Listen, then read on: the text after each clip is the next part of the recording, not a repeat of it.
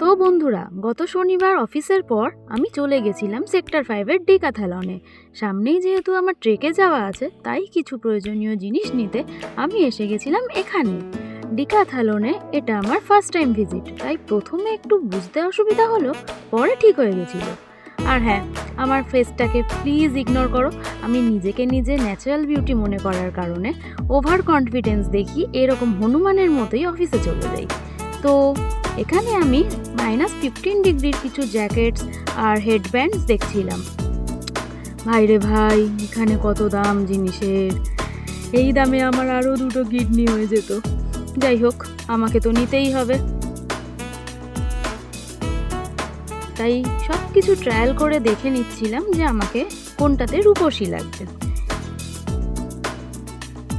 এই তো, কয়লা খনিতে কাজে যাওয়ার জন্য এটা একটা লাগবে আমার, বাট এটা পরে আমাকে মণিধারী নাগরাজ লাগছে। যাই হোক, এটাও নিতে হবে। আমার ক্যামেরাম্যান এতটাই বিশ্ববিখ্যাত ছিল যে আমি তাকে পেমেন্ট করিনি বলে সে আমার আর কোনো ভিডিও করে দেয়নি। এতগুলো শপিং করেছি আমি ডিকাথলন থেকে। টাটা।